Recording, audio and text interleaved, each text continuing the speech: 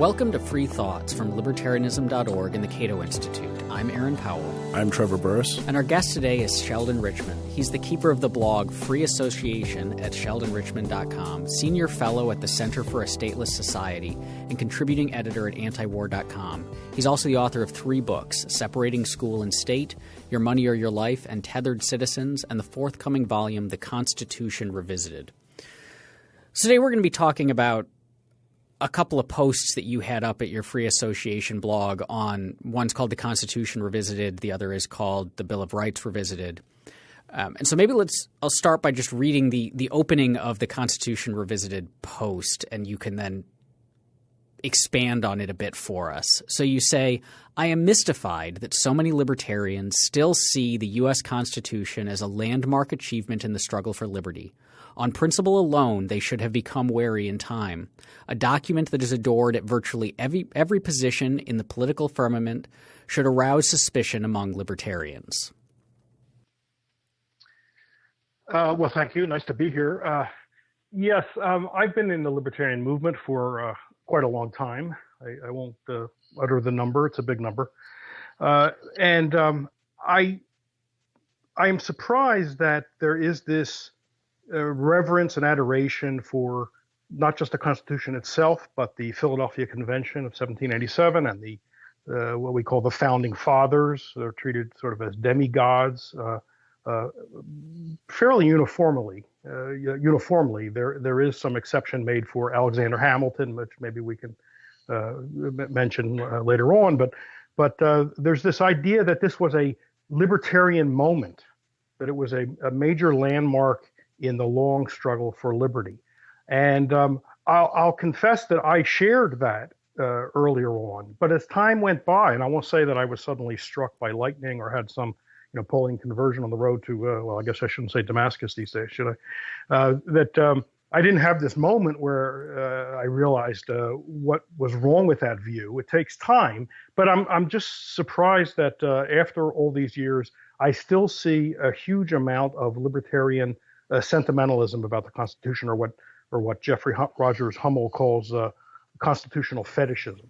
Should we at least be appreciative or maybe amazed at the fact that to create the United States government, or at least the second version of the United States government, we did have a bunch of pretty smart people get into a room for 4 months and debate at least sometimes basic questions about the role of government, the proper use of government, the interests involved in government in a way that had not really been done before. So at least should we be appreciative that our country began, or the second government began, with a philosophical debate, which, I mean, libertarians are pretty into philosophy, and most countries have not begun with a philosophical debate.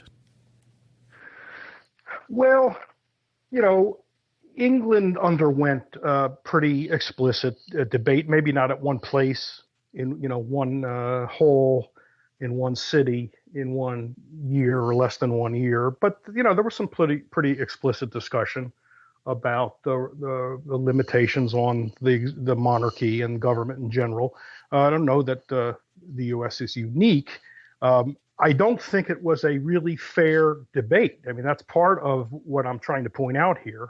And I'm drawing on historians who are eminent in their field. I'm thinking particularly of all the articles that you mentioned explicitly quote Gordon Wood, who is an eminent historian of this period, but also Merrill Jensen, who did a huge amount of work on the Articles of Confederation and the first years of the United States under the Articles of Confederation and the move toward the Constitutional Convention. You could argue that it wasn't a fair debate. It doesn't really live up to the folklore. And that's one of the things I try to point out in these two pieces. Is the Constitution, I mean, I guess we can sort of get to the heart of it. You write that the Constitution we should view the Constitution not as a landmark in the struggle for liberty, but rather as a move to introduce elements of monarchy and aristocracy into an American political system that had become too democratic for America's upper crust. Now, on one level, it seems like you're kind of doing the Charles Beard economic interpretation of the Constitution-ish kind of thing, and saying it's not even a limited government document at all. Would you say is that what you're saying? It's not a limited government document? No, I would not say it's not a limited government document, and I don't want to embrace, certainly not fully, the Beard thesis. I think Beard's thesis is too too much determinative. Economic determinism. Yeah. I mean, his story is, and it's somewhat picked up by Albert J. Nock, whose work I like on the Constitution, but he's a little too much of a Beardian in Our Enemy, the State. He's the one who called the Philadelphia Convention a coup d'etat, which I think is not far off the mark. I think the problem with Beard is that he has these men who assembled in Philadelphia in 1787 were all creditors. Or they held government credit and wanted to make sure they would get their full amount. That's not totally wrong, but I don't think that was if that was a motivating factor, it was not the only one, and it may well not have been the major one. I think there was a bigger view in the minds of these guys, particularly Madison and Hamilton. They had a larger view, which is, you'll notice I don't talk about that in the two pieces. I don't talk about the Beardian thesis at all. I think they went to Philadelphia for what you just said. The revolution was truly radical in this, and I'm using that in the sense that Gordon Wood uses it in his really good book, his excellent book, The Radicalism of the American Revolution. And what the radicalism for Wood is that it was an egalitarian, political and socially egalitarian revolution. And what was going on at the state level before the Constitution and during the period of the Articles is that common people were men, white men, of course we have to say, but still commoners, not gentlemen as the term was used, plebeians, were getting in the government and using the government for their particular economic interests. And people generally were interested in their particular economic interests. They weren't living up to the classical Republican model that both the Hamiltonians and the Jeffersonians saw as the proper vision for the new country. And they turned to the Constitutional Convention to, as you quoted me, to introduce elements of aristocracy, hierarchy, and even monarchy. And this even goes to Madison, as I spell out. Monarchy back into the American system, take power away from the states, and put it into the national government, and make sure the right kind of people would be elected. In other words, they wanted the system to weed out the plebeians and weed in the patricians, because the patricians, the gentlemen, were seen as people who were above the fray. They didn't have to make a living.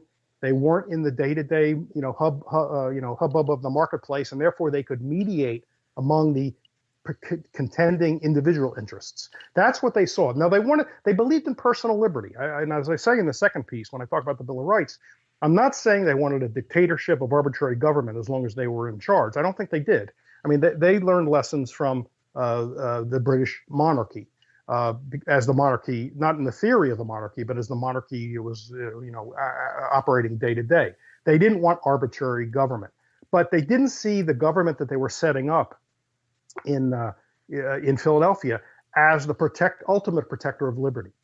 The purpose of that machinery was to make sure the right people got in power, and those people would be the protectors of individual freedom. It might be helpful. As they saw. It might be helpful here to give a bit of background or context to this, because this is all they're establishing with the new Constitution. They're establishing a different set of rules for the structure of government and governing, which is a reaction to the rules that were in place at the time, the Articles of Confederation. So could you give us a bit of info on the Articles of Confederation and specifically the kinds of rules that they had in place that were contributing to or enabling these issues that the people drafting the new Constitution saw and wanted to fix or address? Yes, that's very important, because I don't see how you can judge the Constitution outside of its historical context. I would go so far to say if the U.S. Constitution were the first Constitution, you might say, okay, nice try. They made a mistake, but nice try. But you need to look at what came before. And then it seems to me you don't say nice try. A libertarian shouldn't say nice try. What came before was the Articles of Confederation, which are found, you can easily find them online and read them. They were adopted during I believe the Second Continental Congress in Philadelphia. And what they did was they set up what I would call a quasi-central government, quasi-national government. The reason I say quasi is because, and this is very important for libertarians, this government had no power to lay taxes of any kind or to regulate trade. Now, I call it a quasi-government because it did ultimately get funded by tax revenues, but they had to go to the states with hat in hand. And of course, the problem for the Madisonians and the Hamiltonians was that the states weren't sometimes withheld the money, or they say the check's in the mail or something, the equivalent of it. And so there was trouble raising money. And there were a couple of proposals during the years of the Articles of Confederation, which was in effect 8 years, not an insignificant amount of time, where they tried to get a tariff, like a 5% tariff for the national government, so it would have some independent source of revenue. But this would get vetoed by one state or another, Rhode Island, I think, New York. And under the rules, any amending of the Articles of Confederation had to be unanimously approved by the 13 states, now states. It was called the United States of America, by the way, by then. And it had essentially only one branch of government, namely the Congress. The Congress elected the executive, and he was known as the President of the United States. So actually, George Washington was not the president. There were about, something like 10 previous presidents. I think John Hanson is usually regarded as the first because I think he served his full term was during the period of the Articles. I think the very first president, he straddled. He was president right before the Articles took effect and then right after, so he's sometimes not counted. But anyway, be that as it may, we had several people who were known as presidents of the United States, but they were members of Congress, sort of like a prime minister. So there was not a separate branch. Now, the story we're all taught is that there were severe problems during these 8 years. One of the great myths of this period is that states were erecting trade barriers against one another, tariffs against one another. And this is a great myth, as Jeffrey Hummel shows. It's not the case that New Jersey would put up trade barriers against New York, et cetera. What all that happened really was that on a couple of occasions, a state would say, let's say New Jersey would say that a European goods that come through New York will have to pay a duty. In other words, it was aimed at European goods, not aimed at New York goods or other American goods. In other words, the United States was already a free trade zone. Which bashes one of the great myths about the Constitution, that the Constitution was needed to create a free trade zone. Now, here's another bit of proof for this. Alexander Hamilton argues in the Federalist Papers, and I forget what number, it may be 73, that he says, if we would adopt this Constitution, we could treble the tariff. That's a pretty big admission. See, I think what he was saying was, as long as the states were more or less independent, there would be competition toward economic freedom, toward free trade. States would be lowering any tariffs that they had in competition. And he was calling for a cartelization of the states in order to get the tariff 3 times as high. And I think that's what we can look at the Constitution as a move toward cartelizing the states, but not in the interest of people in the states, rather this national, like I say, this national government that would hover above the great fray and mediate all these contending interests. Now you mentioned Hamilton, and you mentioned previously that he might be a little bit of an outlier, but when we're talking about interpreting what the Constitution sort of became, now I think there is no reasonable argument that the Constitution was written to increase the powers of the national government. That's I think beyond dispute. The question is how much sort of a runaway or the intent behind some of these framers or the body of them as a whole wanted it to be substantially larger than maybe people think or our current story. Because so Hamilton's a bad example, as you kind of alluded to previously. It's kind of weird to put into the constitutional mix at all because in mid-June of the convention, he gave essentially a speech saying he wanted a monarchy that was very similar to England, and no one seconded his speech. And then he left the convention for almost the entire convention and didn't come back until September. New York didn't actually even have a delegation there for most of the time, and he agreed to sign the Constitution, but it was clearly not what he wanted out of the mix. So, is using Hamilton's desires for trebling the tariff or something like this a really good use of trying to figure out what the document means or what the intent behind it was? Well, of course, Hamilton is a major contributor to the Federalist Papers.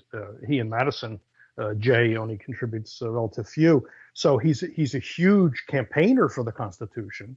I think that somewhat offsets your point about his having left. No, did he want a stronger executive than say Madison did? Although, Madison is not totally innocent in this regard, and I guess we'll get into that.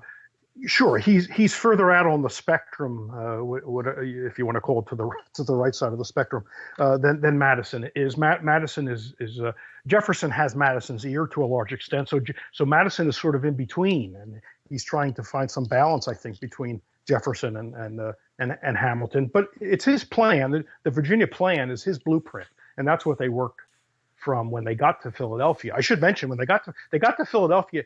Their mandate was to amend the Articles of Confederation. As I said, that requires a unanimous consent of the states. When they got there, they locked the doors. The public was not allowed in, and they tore up the Articles of Confederation. They hardly transferred anything from it, and then they changed the rules of ratification, where you only needed 9 states, not unanimous. So we should say that as far as the historical background goes. I think it's important to realize what they were doing there. I think that helps Knox theory that this was a coup d'état. Yes, but the counter to that is they knew that they were doing this to some extent.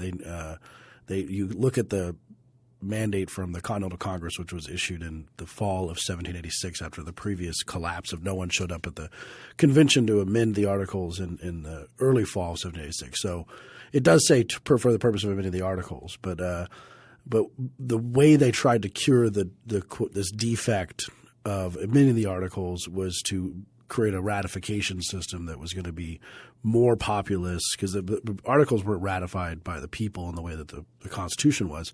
So does the ratification system cure the defect of this sort of coup d'état theory?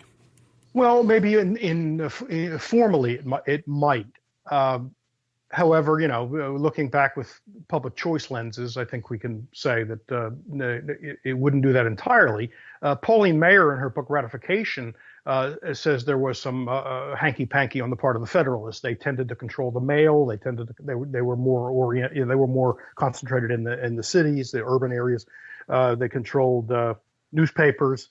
And they had some advantages in stifling the debate of the so-called anti-federalists. I mean, the very terms Federalist and anti-federalist are, I think, go to show what was going on there. I mean, the true Federalists, you could say, were the anti-federalists.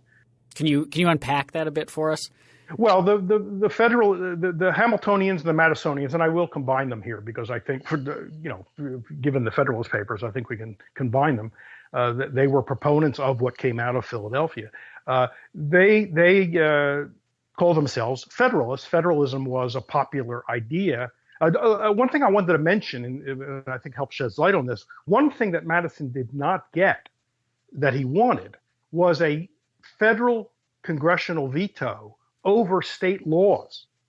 So when we're looking at the differences between Hamilton and Madison, let's be careful not to overstate them. Sure, they had differences on what the executive should be. Hamilton, seemed to have his taste in monarchy, but as my article points out, as time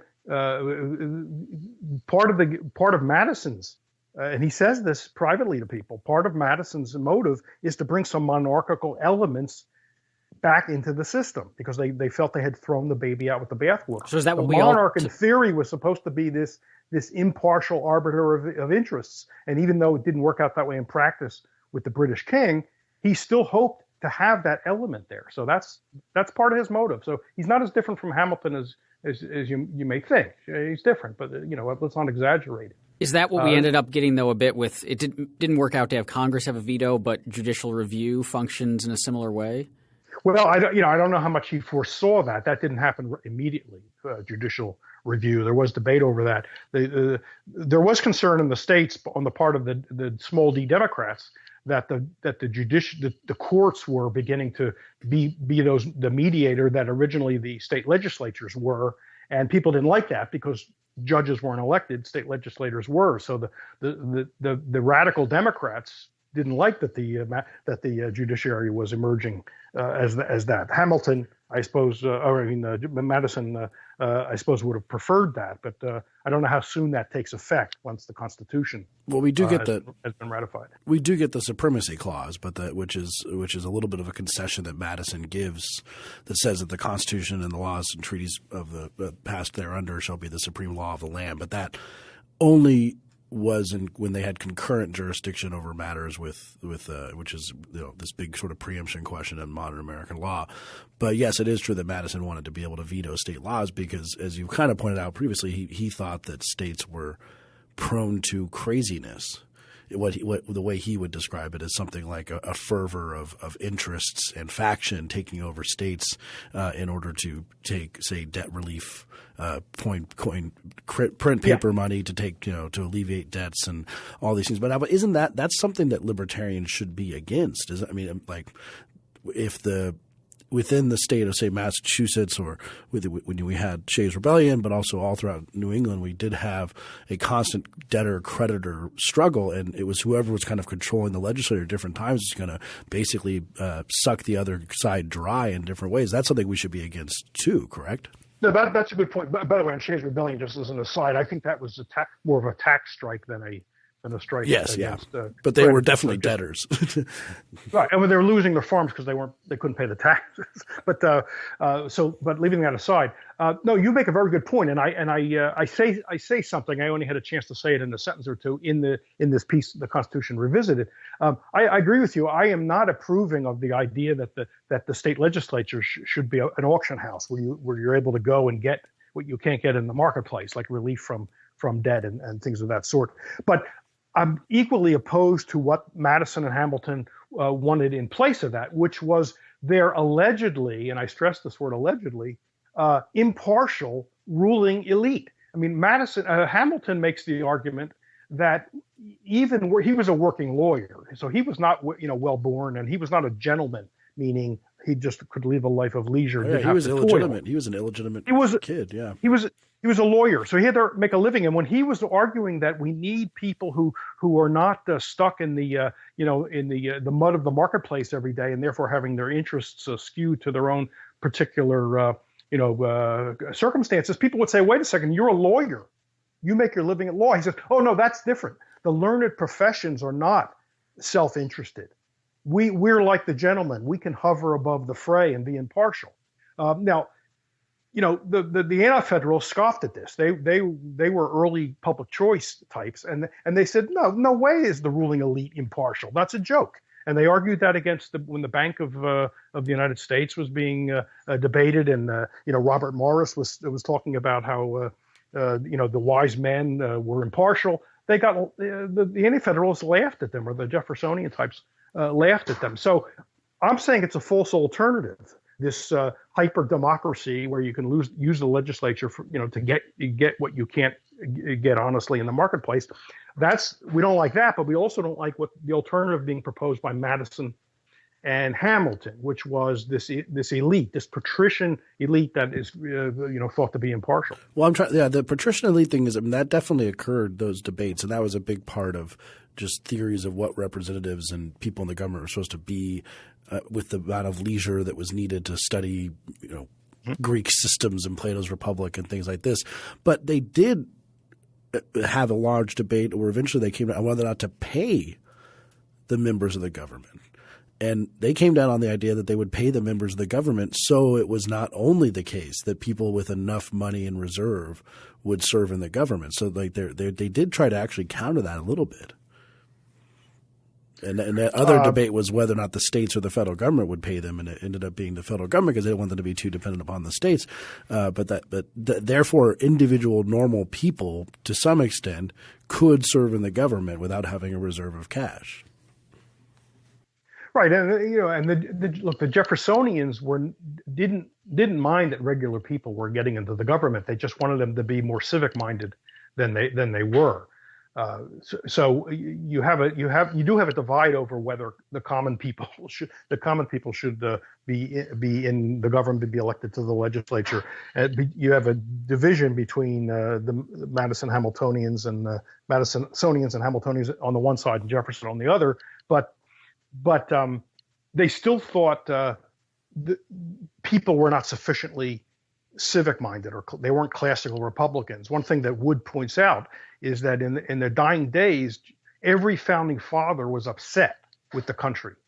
They all thought that the revolution had been squandered, that it wasn't what they wanted, because people were too concerned with their own commercial affairs, and they weren't, in their view, civic-minded. They weren't living the lives of classical Republicans. Isn't that what every generation thinks? Yes. I mean, you could find similar stuff like that from the Romans talking about the kids these days, and I mean, they're not wrestling in the nude anymore, and all this. So is that specifically a critique of anything going on then, or just? I mean, that's what older people always think. Well, but I think in a way they were right. I think they misjudged human nature.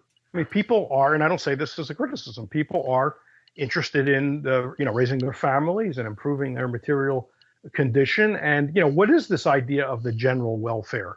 If we're not going to talk about it in terms of some, and I use the word "sum" here, SUM, metaphorically, the sum of the individual welfares. The classical Republicans of early America seem to think it was something separate. And so, from their point of view, maybe their complaint was valid. It wasn't just, the old, geezers saying what they always say. Is it really a big criticism, though, if they did, and I agree that they did have an idea of the civically minded person who was qualified to hold office in different ways. But if we're going to have a government, do we want to have people like that in government more than people with very localized interests who aren't civically minded? I mean, we could talk about whether we're going to have government at all, but if we're going to have a government, will we want better people of some sort in that government than otherwise? Well, I think this gets to whether you can actually have a government worth having, because who are these people? Who gets to define what the better type is? I don't. What are some people supposed to? What were the civic-minded people supposed to do that the other people weren't doing when they got into office? What is this unique insight that certain people are going to have in terms of ascertaining the public interest? Number one, so it's an epistemological issue, and number two, what incentive do they have to achieve it? Even if you assume the first part, that they know what it is. I mean, this is a public choice issue, right? That somehow there are people, and we just got to find the right people who have this unique insight into what the public interest is. And number two, they'll be uniquely dedicated, single-mindedly dedicated to achieving it. They'll have no interests of their own. They'll never use power for their own glorification or profit or any other objective that they might use it for. Well, personal nature. Could we make an argument, say that, okay, so these elites aren't necessarily going to be less self-interested than anyone else, that attorneys are just as interested in advancing the interests of attorneys as bricklayers are of advancing the interest of bricklayers, but that at least these people are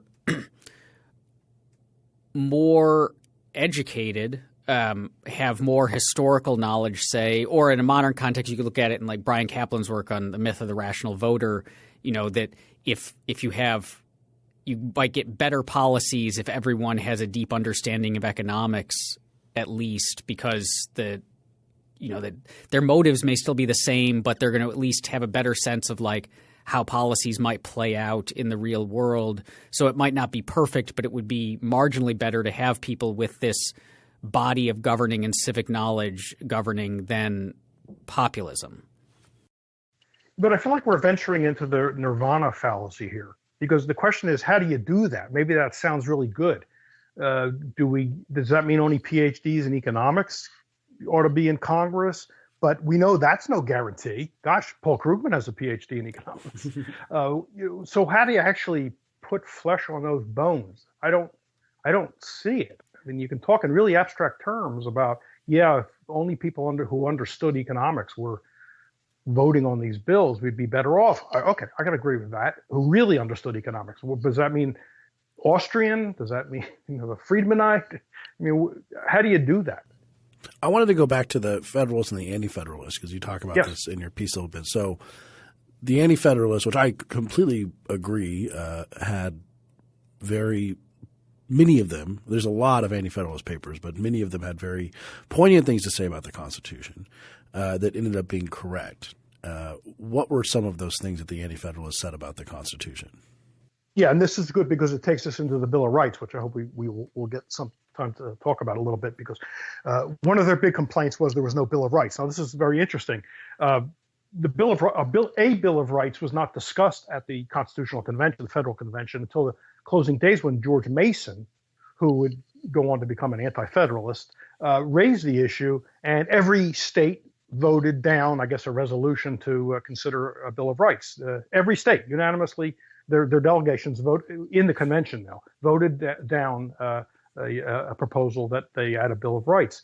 So, but people were surprised that there was no Bill of Rights, according to Wood, and the people at the convention were surprised that the people outside the convention were surprised. They were surprised that they're being surprised. They didn't seem to think that was a big issue. It reminds me, as I say in the piece, a little bit of Alexander Hamilton's explanation for why God is never mentioned in the Constitution. Somebody asked him, and there's no reference to God, and he said, "We forgot." Now, with the Bill of Rights, apparently they didn't forget. They just said, "No, we don't need it." Now, there were bills of rights in some of the state constitutions, so it wasn't some kind of new, revolutionary idea. They were certainly aware of that.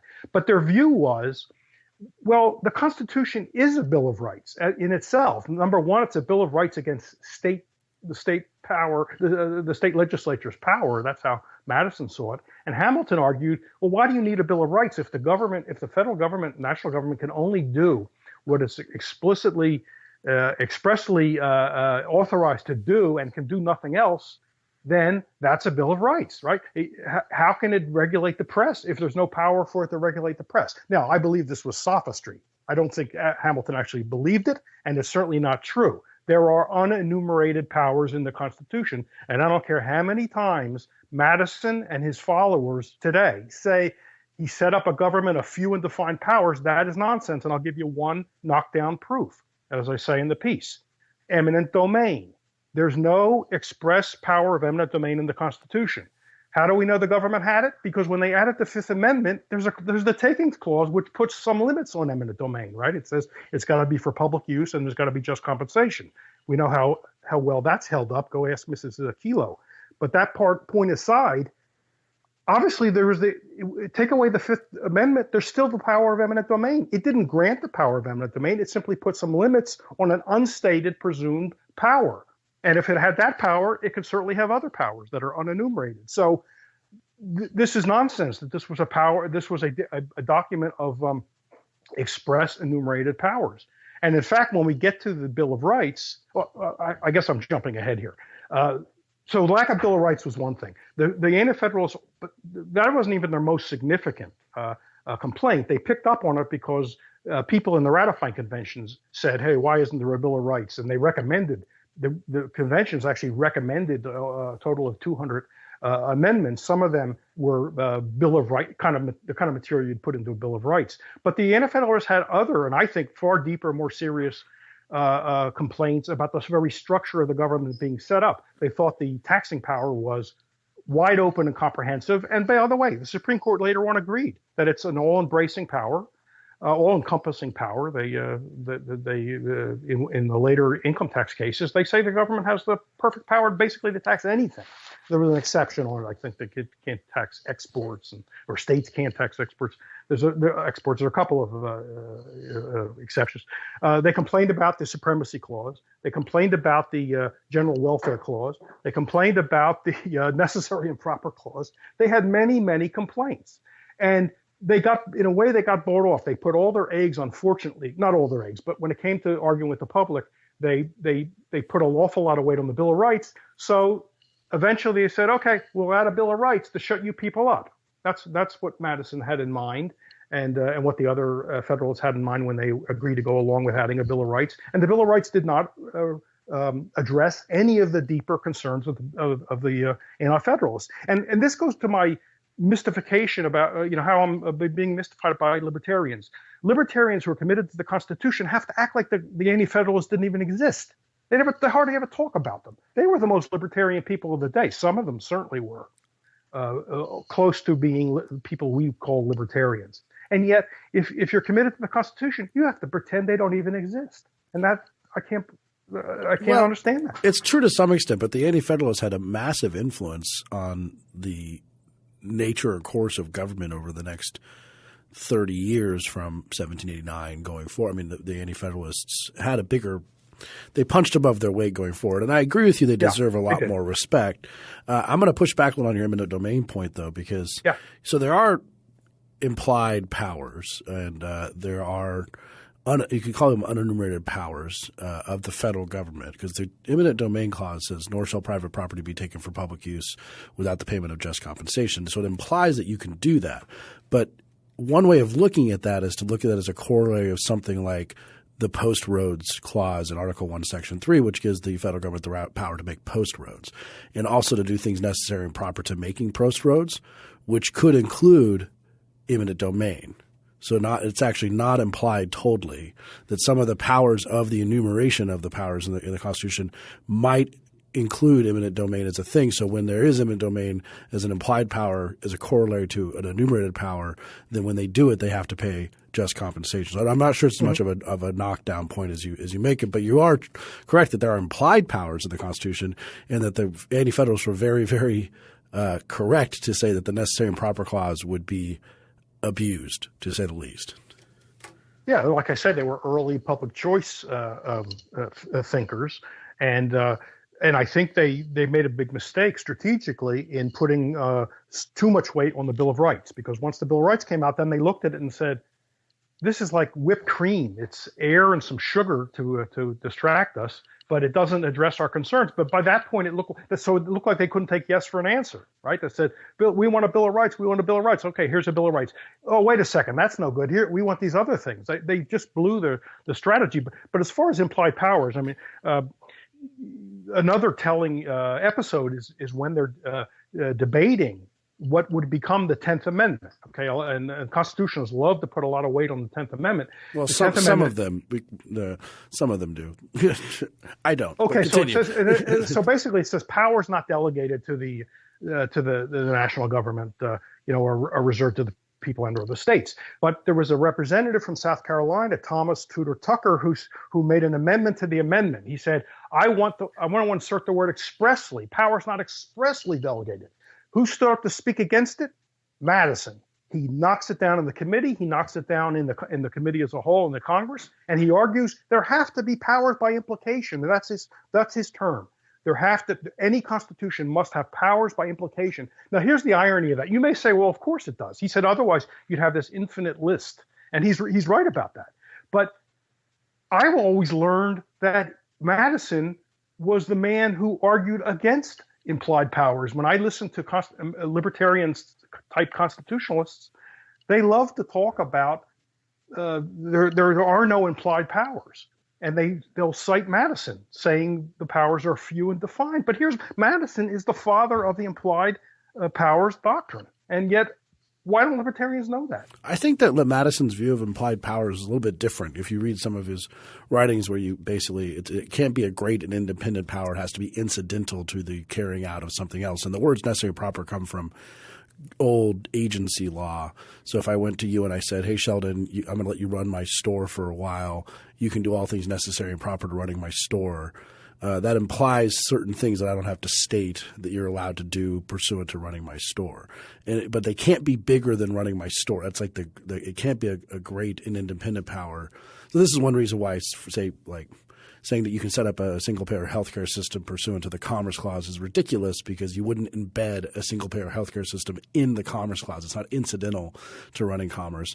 But on the other side, you can look at a case like United States versus Furger from 1919, wherein they ruled that this is a really clever case, actually, and I think Madison would agree with this, but this is an implied power. So a man was counterfeiting bills of lading to extract loans from banks to say I have shipments of goods, but he counterfeited those bills of lading, and then he was defrauding people, and then the federal government brought charges against him, and he said under the Commerce Clause, he said, no, you can't get me under the Commerce Clause because there was no commerce involved. I made up the commerce. The Commerce Clause cannot reach made up commerce. And the court said, "Ha, clever." I mean, it was too clever by half. But they went to the Supreme Court and they said, "This is clever, but clearly, Article 1, Section 3, Clause 18, the necessary and proper clause. This is the kind of implied power you get." So they basically say, "You're right. This is not under the Commerce Clause, but it is under the power to do things necessary and proper to regulating interstate commerce." And I think that's what Madison would have thought the Commerce Clause meant. So he is the father of implied powers, but not to the extent that we can set up, No Child Left Behind and all these things. He probably should have been wiser to realize that would have happened inevitably.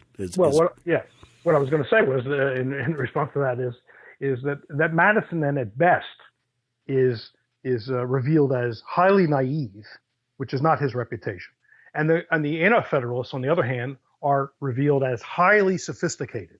I mean, anticipating prophetic Buchanan and Tulloch, prophetic. I mean, they said you're going to hand these kinds of powers to the people that are going to gravitate toward government. I mean, that's effectively what they were saying. And Madison was able to get away with saying, "Oh no, in the Great Republic, ambition counters ambition, and it's all going to be fine." Never thinking that maybe ambitions will get together and conspire together, right? That they'll cartelize. So again, why does he have this reputation among libertarians? I can understand conservatives liking him, but why do libertarians think that he's some sort of demigod? Well, should we at least say, I guess we shouldn't think he's a demigod, but at the very least, on the size and scope of the federal government, aside from the slavery issue, which is a very big aside, but in terms of how big the federal government itself was, it did a pretty good job for about 120, 130 years, which is hard to say has ever happened much in human history of like a government on a federal level that was as small and relatively contained as the federal government was under the Constitution before the progressives and the New Dealers got their hands on it. Yeah, as Hummel likes to put it, the Federalists got their Constitution, but the Anti-Federalists got the interpretation for a while. And I guess we can attribute that maybe to the general tenor of the population. The people were distrustful. They went with the Constitution. Don't forget, a lot of it had to do with the fact that Washington was the president of the convention, and then he was going to be the first president. Everybody knew he was going to be the first president. They tailored Article 1 to Article 2 to the to the expectation that Washington was going to be president. I think they let a lot go. This is a naivete also, because he's not going to live forever, even if he can hold the office forever, which he couldn't. Well, he might have, I guess, until he died. He didn't. But there was naivete there, thinking, okay, we'll let it slide because it's going to be Washington. I think there was some of that, but I think people were distrustful, and the Federalists did not get their way on a lot of things. Now, but that wore down. Eventually, it wears down. Right, a new generation comes along, and they see government differently because they're further from the revolutionary generation. I think that's all to be expected. Doesn't Jefferson famously say that the natural order of things is for government to gain and liberty to yield, to gain ground and liberty to yield? And they set up a system that made it easy. I think it also set up the Constitution set up a system that made empire inevitable. They couldn't have built an international empire under the Articles of Confederation. And they had empire on their minds. Now, maybe it's not exactly the empire we have today, but an earlier article called Empire on Their Minds, and they had a very expansive view of what the government's role should be in trade. For them, free trade meant the government goes out and opens markets with gunboats if necessary. I mean, we get the War of 1812 under Madison, who said all these great things about how bad war is, and then the war happens. He then goes to war. So I think they had a much more expansive view of government than most libertarians seem to understand. And this is why I'm trying to bring attention to this. How much of this decline of liberty or growth of the state over time is the fault of the specific drafting of this Constitution and the rules that they set up, and how much of it is just inevitable with any text? Because, so the Constitution is just words on paper. It doesn't mean much on its own. It certainly doesn't have any powers on its own. It's always just a piece of text that men and women are going to read and pay attention to or not pay attention to or interpret in different ways. And if there's one thing I learned as an English major taking lit theory courses, it's that the meaning of a text is rather malleable. It's hard to nail down. The text doesn't assert its own meaning easily. So is there – could they have done – so you talked about they had empire in mind, but outside of that, could they have reasonably done a better job? Is it possible to construct a constitution that is actually going to keep government in check, knowing that government is made up of people who have their own interests and their own desires for power? Or is that to some extent just a fool's game? Great point. I think it's largely a fool's game. I think we can distinguish. We could say better and worse. Look at the Articles of Confederation. No power to direct taxation. It was really, truly indirect taxation, right? They had to go to the states and say, give us money. It would be hard to do what they wanted to do without the power of taxation or the power to regulate trade. Madison, according to his biographer, Ralph Ketchum, 12 days into the period of the Articles, when Madison is a member of the Continental Congress, he's looking to expand the powers of the government, and there wasn't much to work with the Articles, and he never made any headway because there just wasn't a lot to work with. Now maybe they would have figured with time, maybe they would have figured out things to do, but you're right. No constitution, no law can interpret itself. I think constitutionalists and libertarians, I think to some the ones that are still stuck on the Constitution, I think fall prey to this. They act like you could sort of program a computer with the interpretation, whether they're originalists of whatever strand or whatever their philosophy is. Somehow you could put that into a computer, and then anytime a dispute comes up, you feed it in, and it's going to give you the infallible, proper interpretation. Well, we know there's no such thing. First of all, who programs the computer? What's that person's interpretation? How do we vote? How do we know? That's ridiculous. So I'm a Wittgensteinian on this, right? Rules don't interpret themselves. And even if you offer an interpretation, that's subject to interpretation. Now, we have to not forget public choice. I think any good libertarian's got to be a good public choice theorist. Who's going to be gravitating toward government power? It's going to tend to be people who are going to want to give interpretations that broaden the powers. That's just the way to bet.